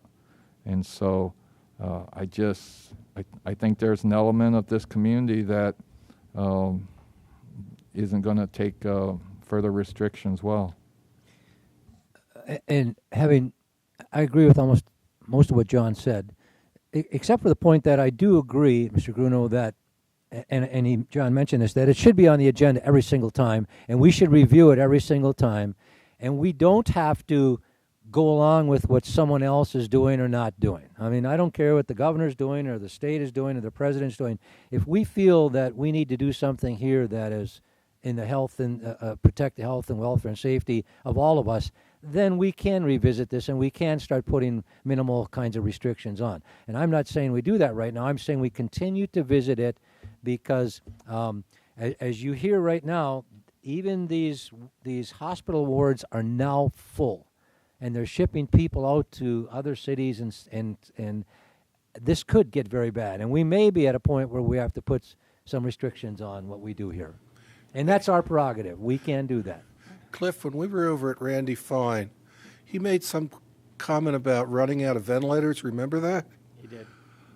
Yeah. He said the state was out, but I I don't know. missed, I missed the first part of that. I don't know exactly where that was. I think he was reading a news report, so I don't know what news report that was, and I don't even know if that was accurate. Yeah. But it was a kind of a comment that he made based on what he was reading. So he was recognizing the seriousness of the situation. Whether that was actually true or not. Well, I think there's two pieces of good news here. Florida, 81% of the seniors are vaccinated, probably best in the nation. And that's to our benefit here, actually, And the senior that's to population. our benefit here Yeah. at Barefoot Bay. And then the couple of cases that I know have broken through are just aches, sniffles, and nobody's going to the hospital with COVID that's vaccinated, except the 40-year-olds. Well, I agree. I don't know the rest of you feel, but I think we have to continue to look at it every meeting, and if there's something we have to do, then we're going to have to start doing it. That's all. I agree with what you guys are saying. I think maybe you should address it every meeting, leave it on the agenda. But my opinion is people need to take, right now, their personal responsibility, their own comfort. If you come to a meeting, I wouldn't mind seeing the chairs a little further apart here. That would be nice. But if you're not comfortable, there's not enough people wearing a mask, and you have yours on, you're not comfortable, leave. I mean, that's up to you. You can't tell everybody in the meeting that they can't be here because you want to be here.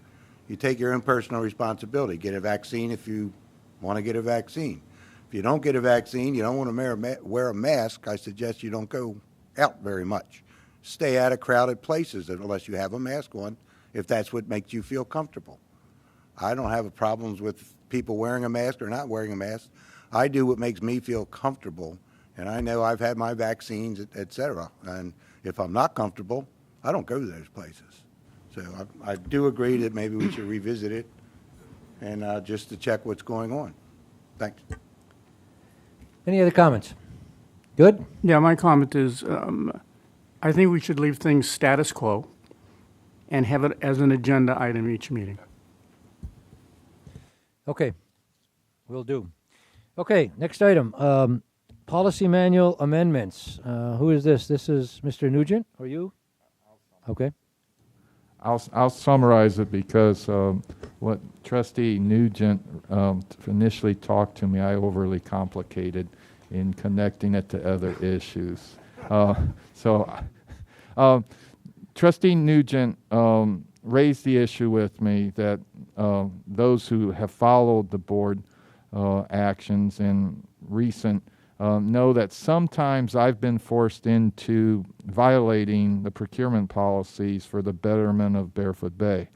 And Mr. Nugent's comment was that he doesn't want me to not do things, but he dislikes when I have to say I violated procurement policies. Like every month, I think, no? Well, I got 3 violations coming up at the end of this meeting.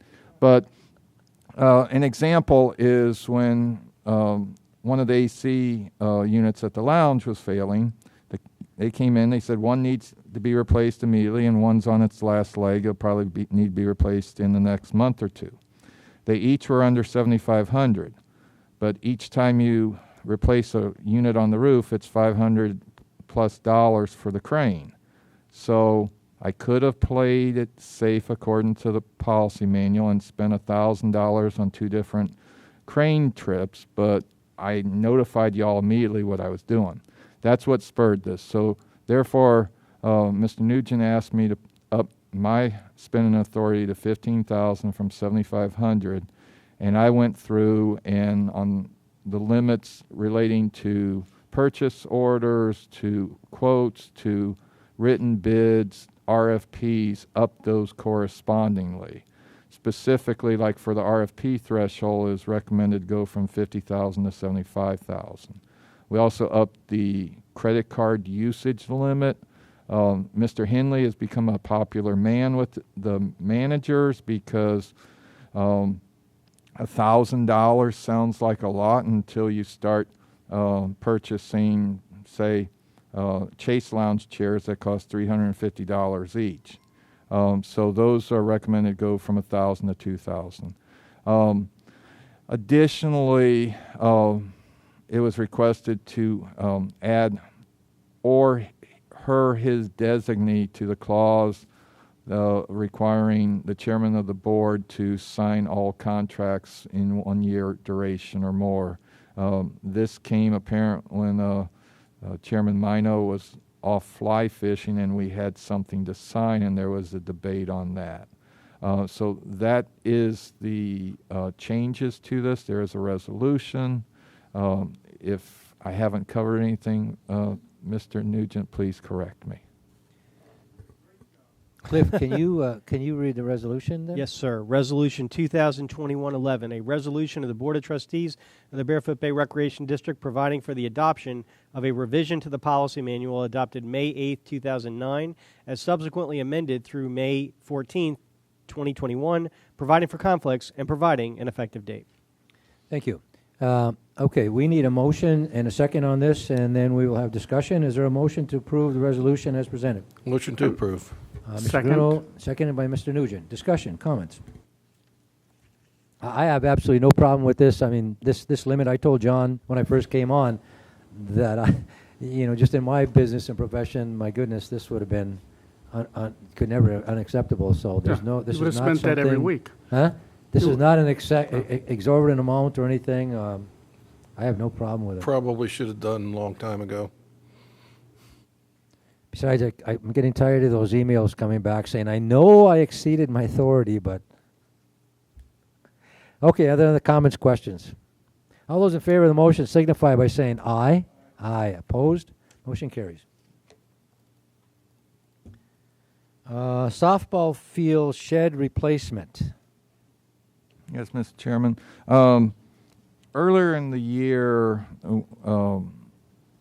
I had a discussion with the Softball Association, and they had some concerns about the deterioration of their 2 sheds, and their lack of sufficient storage space and storing things safely. And instead of throwing money into an old shed, I pitched to them that we would buy a longer, a 12 by 24 shed to replace a 12 by 12 shed. At that time, before the inflation started heating up in this country, we'd been buying 12 by 24 sheds for around $6,600 for the last several years. I signed that quote. Due to all the chaos that we tend to live under, that inadvertently did not get transmitted to the vendor. And when we did contact the vendor a few months later and found out that we had inadvertently not transmitted the signed quote, the price had gone up past $7,500. To tell you how construction prices are going, within a 3-week period, the price climbed from $7,600 to $8,250. We do have a guarantee from this vendor that they're holding the price for us to this afternoon. I told them before I go home, if it's approved, I'll personally email it to them. We have been buying sheds historically. They're always under $7,500 from shed movers because we competitively sourced them years ago, and they have tremendous quality construction, but tremendous customer service and placement.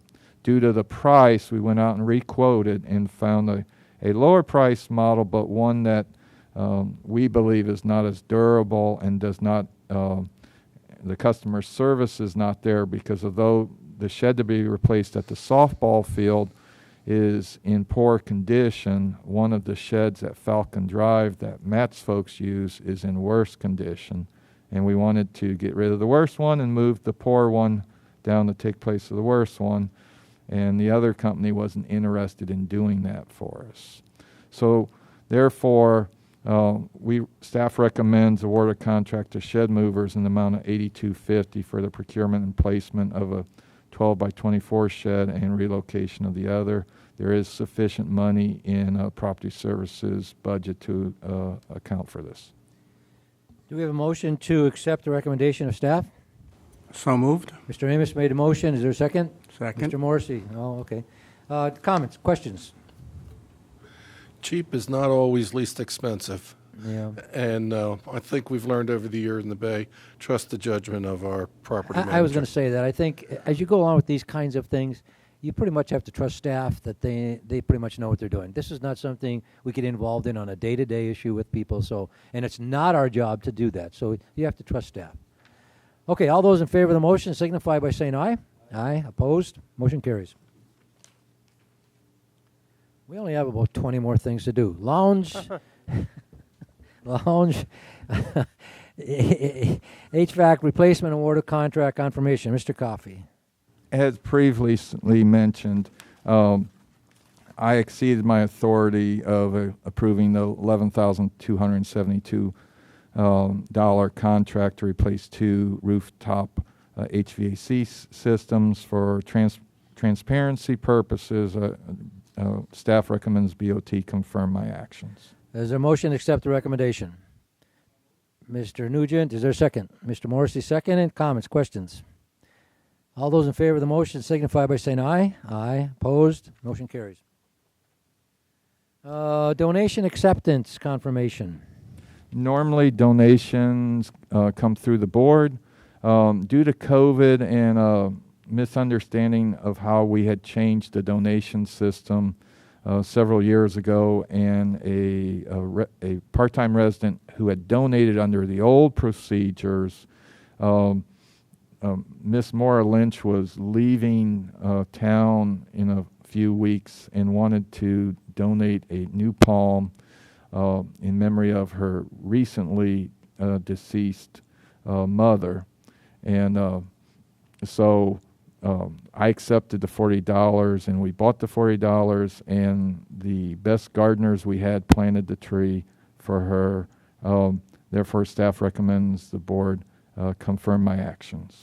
Is there a motion to accept the recommendation of staff to acceptance of the donation of $40 from Move Mrs. to Lynch for a foxtail palm tree? Move to Mr. accept. Bruno, second. Mr. Morrissey seconded. Comments, questions? All those in favor of the motion signify by saying aye. Aye, opposed, motion carries. Last but not least, out-of-state travel authorization. Is that it? Yeah. Yes. The FY21 budget has a restroom trailer in it for the pickleball tennis courts. For those new to Barefoot Bay, the voters several years ago voted down a referendum to build an on-site restroom there, so that's how we got to a restroom trailer. We estimate we're going to spend between $40,000 and $50,000 there. We could not find anyone in the state willing to sell us one, and I could not sleep at night if I advocated and recommended spending that much money on something sight unseen. So we were going to ask your permission to drive to North Carolina to verify the sturdiness of it. We found out that it was going to be there this 2 days ago on Wednesday. So the third ding on me this agenda item, I went ahead and approved our road trip to North Carolina. Under my manager's report, I have the results of that. Staff recommends we confirm authorization out-of-state travel. Is there a motion to accept that recommendation? Mr. Nugent, is there a second? Mr. Morrissey, comments, questions? Who, Matt? Yeah. Well, John gets his from what you call from what is your company called? SDS. He gets his from SDS. So he probably made like, I don't know, 3,000-4,000 on this trip. You know, it was just, we pay for it in the end, but no, please, we're just kidding. Believe me. Okay. Any other questions, comments? All those in favor of the motion to confirm authorization of the out-of-state travel to inspect the model restroom trailer at an approximate cost of $561, please say aye. Opposed? Motion carries. And I think that brings us to manager's report. ARC meeting on the 20th of July. There were 2 old business, 1 approved, 1 tabled. It's the same package that is incomplete. 7 consent items were approved, 8 others were on the agenda, 4 approved, 3 tabled, 1 denied. A meeting last week, there were 5 old business permits, 4 approved, and the same old incomplete packet was tabled. 16 consent permits were approved, 9 others, 8 were approved, 1 was denied. The one that was denied was here that you upheld the appeal on. Next ARC meeting is the 17th. There's 21 cases on that agenda. Violations meeting, the 23rd of July. There were 29 cases on the agenda. 26 came into compliance before the meeting, largely tall grass cases. 2 were found in violation. 1 was tabled. There was no violations meeting this morning, as there were only 6 cases on the agenda. All but 1 came into compliance, and that homeowner had a unique personal situation that Mr. Armington advocated to the VC chair to postpone the meeting to let that person get house in order before addressing the DOR issue. Next violation committee is August 27th. Interesting facts for July. We continue in the 50s as far as number of homes sold each month. 22 orientations were given with 41 residents in attendance. Food and beverage. Friday night music is now back of the Lounge Lakeside stage. Month of August, the band will play from 6 to 9:30. Starting in September, it'll go from 7 to 10:30. Coconut Island event update. Kathy says get ready for a 3-hour tour and then some, because it will last more than 3 hours with TC and Sass, upbeat danceable music, Gilligan Island character contest. Gilligan's Island is a trademark that we can't say. Oops, that's number 4 for me, bad today. Tickets for buffet are on sale. If you wonder why we're having a tropical island castaway party, please remember we do have a washed-up boat at the entrance of the community center that may be in a picture coming soon to food and beverage. Walk-in cooler, final construction plans were received, and a request for bids is on Demand Star and our website, and we have had some vendors ask us to email them out to them already. Property Services had a busy month as usual. I won't read everything, but they just it seems like it's been the pier month. We've had repeat vandalism. The electrical panel had to be replaced. Light switch and umbrellas, lights at the softball field. Working on hunting down the last little bit of condensation issues in the shopping center. We have not seen substantive leaks with the new roof in the shopping center. We do have some little water spots that we believe are condensation, and we're troubleshooting those. And continue to work on getting bids for this year and starting to plan out next year.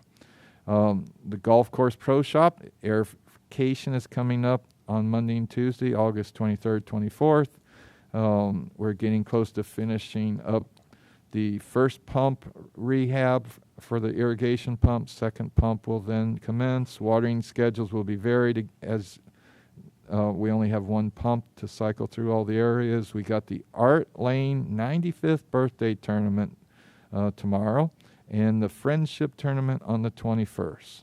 We're in the process of getting directional signs around the pro shop installed to help folks who are coming for the first time figure out where the pro shop is.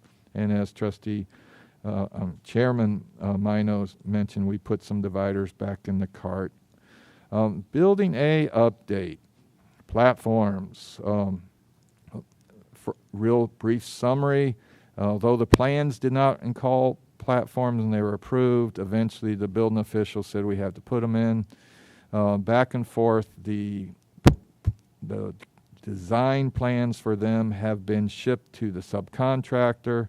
Once the subcontractor basically agrees that there's no hiccups in there, the engineers will sign off. The subcontractor will start fabricating them. I'll get a price and sign off on them, and we'll move forward on that. Kitchen equipment, I won't read everything, but when it was designed, we used a specific type of walk-in cooler. I'm going to use Ford as an example. Years ago, I had a Ford refrigerator in my first apartment. That tells you how old I am. When we went to bid out the project, Ford walk-in coolers were still available. When the subcontractor went to place the order for the Ford walk-in cooler, that model is no longer available. So after conferring with the design team and the GC, we ordered a Chevy walk-in cooler. Lo and behold, the Chevy door is about 4 inches off center from the Ford walk-in cooler door, and some tables we'd already ordered were too long. So after getting everybody together last week, we decided to order some new tables, and since we have not taken possession of the other tables, the subcontractor is going to attempt to sell the original tables for us.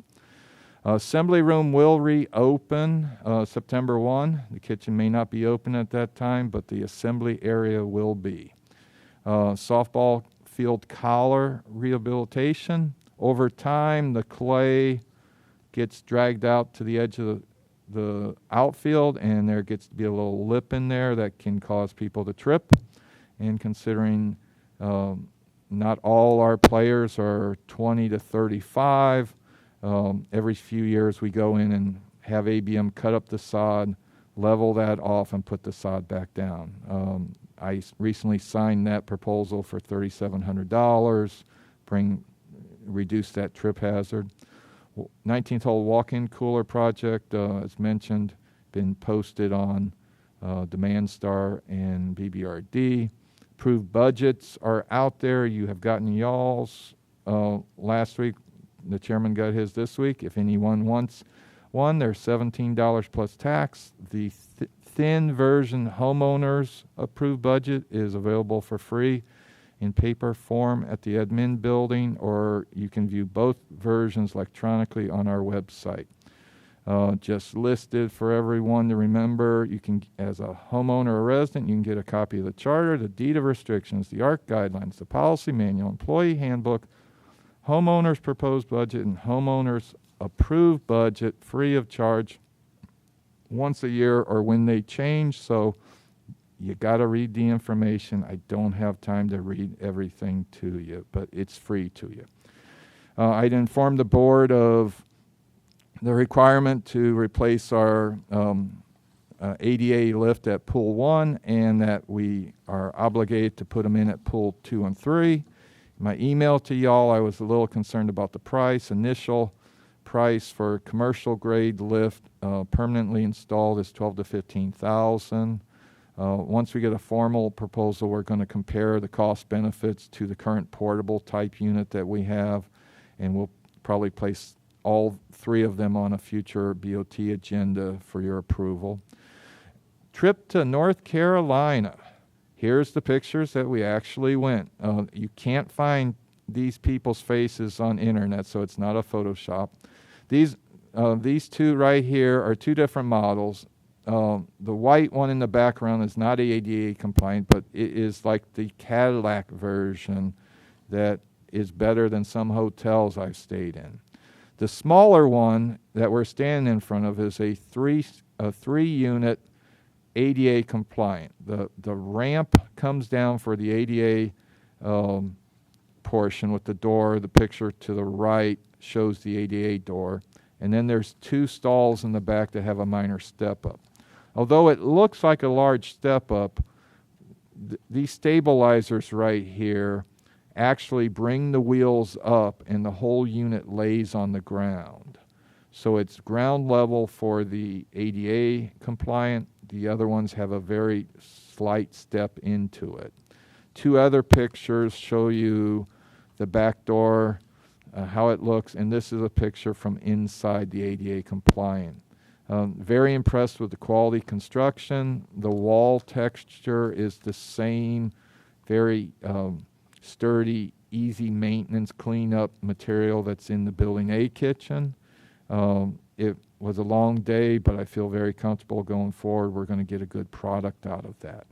And with that, that concludes my report, Mr. Chairman. Glad to have you back. Thank you, sir. Appreciate it. Attorney's report. I was going to say comments, questions, anything we need to ask John? We'll just go to attorney's report. Did we have to approve anything on that, John, or did you guys just go out and buy it?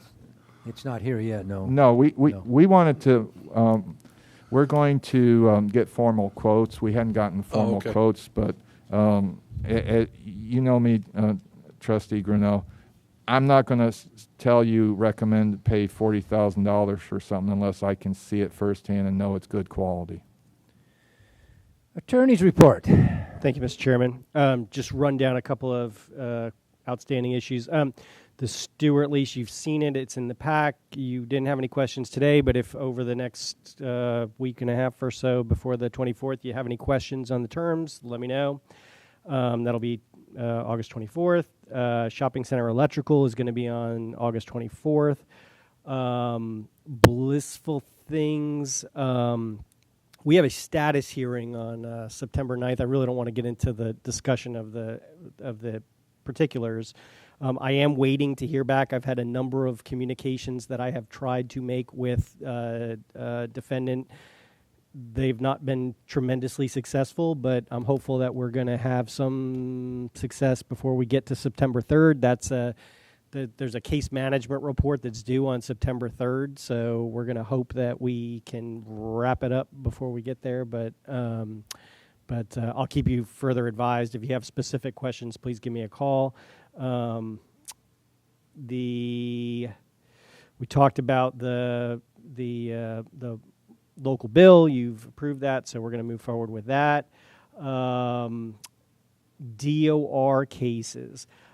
So I meant to give you the list today. We had a staff meeting yesterday where we went over all the case issues.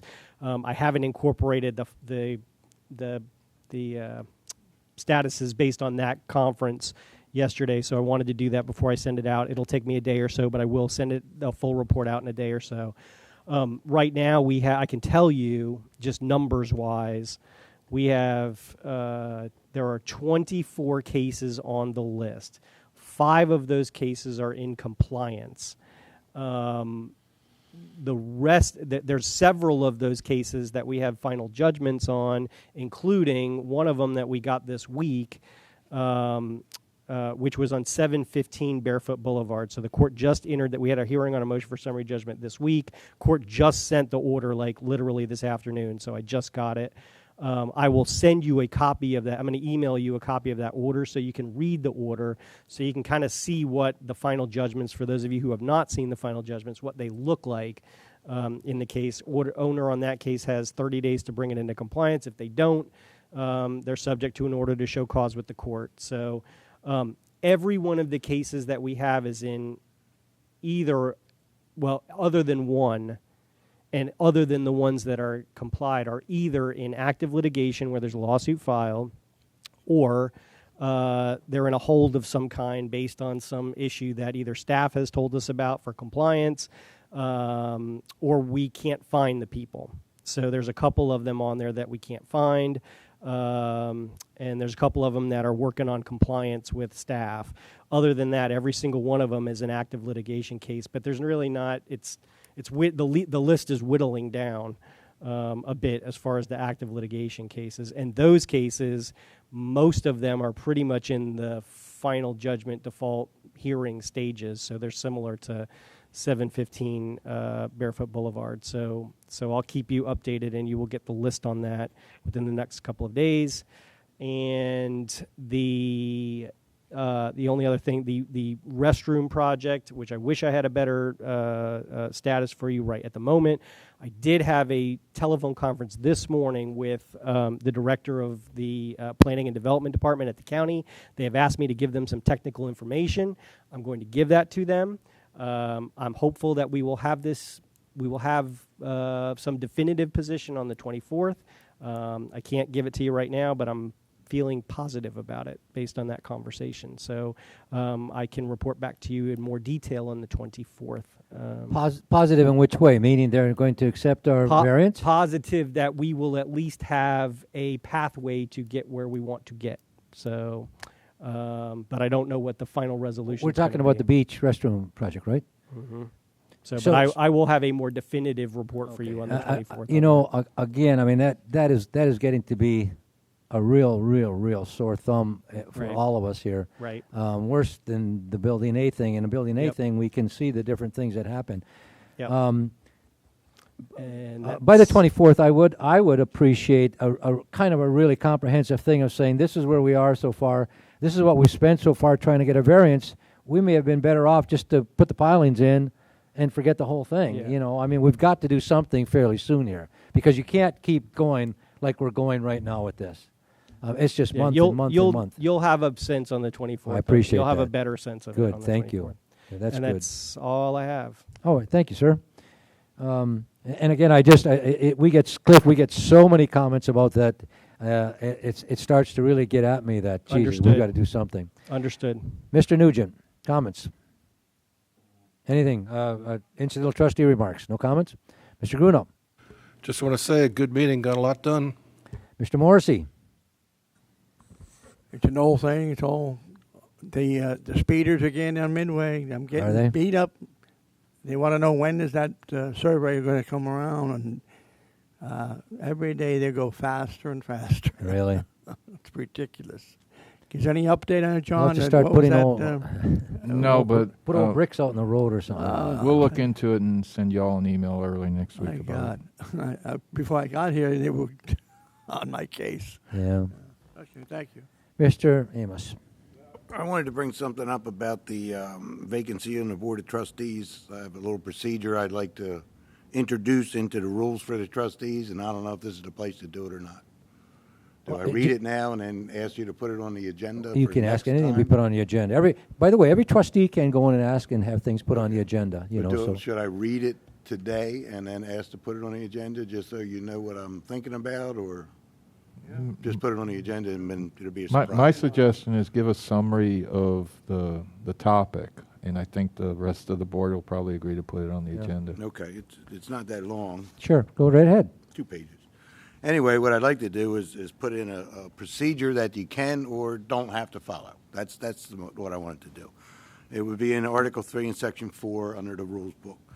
So just saying each trustee should research the candidates. This don't even need to be in there, but, you know, the trustees should have that due diligence to meet with the candidates and find out about those people, because this is not an election, it's an appointment. So it's our job now. And what you would have to do with this is a motion would have to be made to use this procedure that I wanted to write out to appoint a nominee to the vacant trustee position. Then that is seconded and voted for approval. So I'm thinking then you have to tell me I'm right here, Clifton. You would only need that one motion. The results of this procedure would be binding at that point. So and this is all to eliminate ties.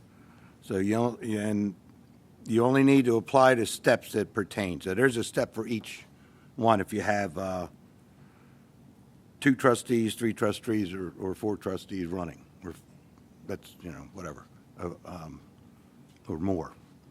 So what I'm saying is the main item is no trustee may abstain from the vote.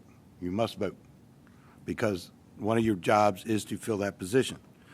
So each trustee may nominate a qualified person. Each nominee shall be assigned a sequential number starting with the 1 as they are nominated. So then I go into how many, if there are 4 nominations, well, that's all you can have, really, because you only have 4 trustees. So there's a vote taken. If there's no nominee with 2 or more votes, then the nominating trustee will be given a short time to speak about their nominees. A second vote will be taken if there's still no nominee with 2 or more votes. Then you use a random number generator, which we could put in the computer so it's up here, or you can use a 4-sided die. You roll that, you get a number between 1 and 4. That nominee that was assigned to that number is eliminated. Then there will be a third vote. The trustee will be chosen, because there's 3 people and 4 voting. If there are 3 nominations, there will be a vote and the trustee will be chosen. If there are 2 nominations, it follows along if they were same as 4. But you only had the random number generator does between 1 and 2. Whoever has that number coming up is out, and the other guy's the trustee. That way you don't sit here and waste time picking numbers or picking people, talking and talking, flipping a coin, getting somebody, and then have to go through the nomination procedure. At that time, the 4 trustees could vote nobody. They could just drop it. There's nothing in there that says they must do it. So I thought with this procedure in the rule book, it's something they could follow. And if the motion is made at the beginning to follow the results of this procedure, then there will be a trustee nominated, accepted. So. Okay, is that it? Yeah, and Just a couple questions. One, you have way too much time on your hands. Yeah. Way too much time on your hands. I was waiting for the fish to bite. That's fine. Why don't you put that together, get it to Ms. Coffey, we can put it on an agenda item, we can look at it, because it's too hard to understand exactly what you're talking Right, about, that's the way you're fine. just reading it there. Bring it up.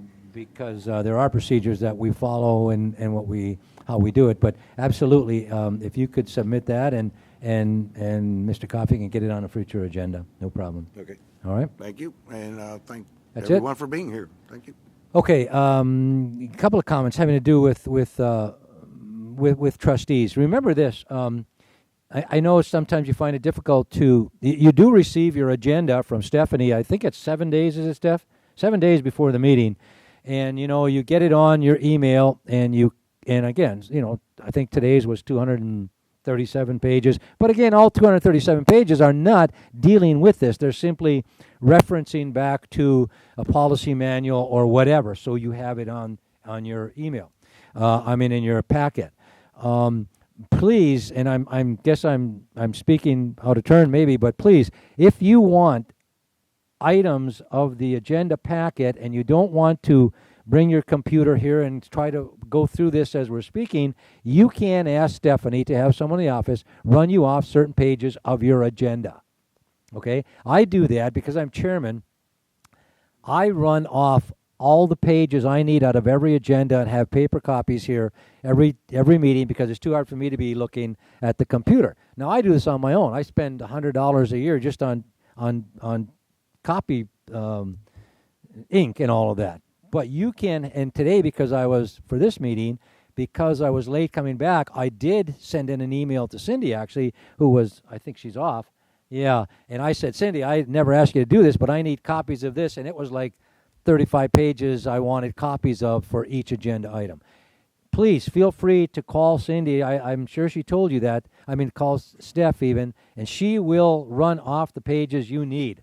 If you need page 1, 3, 10, 15, just tell her what pages you want, and they will run them off, and you can pick them up. Because it's very, huh? Mr. Chairman, Yes. I think you misunderstood what I was asking you to do. I had the agenda. Had nothing to do with what you're talking about. I was just wanting to read that particular screen. That's all I was asking. I know. What I'm saying, though, is But don't chastise me in front of people like that. What's that? I'm the only person you're talking to. No. Bruce was talking about this, too, and You do the others, too. same thing? Yeah. Sorry. No, I didn't mean We're it going that to way. get 10 lashes for that. Yeah. No, I just meant that you can't have it done. We No, don't have I to do it thought on the I computer. thought you were taking it personal. I apologize. No. I was trying to be helpful, saying you don't have to do it on your I computer. understand that. Because I don't. I have copies run off. So Well, please feel free. And along what Mike is saying, that there was information in there about previous COVID. Sure. Well, we've looked at that 14 times. You can Right. just jump right over that and move to the next. Okay, anything else good for the nothing? All right, I look for a motion to adjourn. So move, Mr. Nugent. Meeting's adjourned. Put your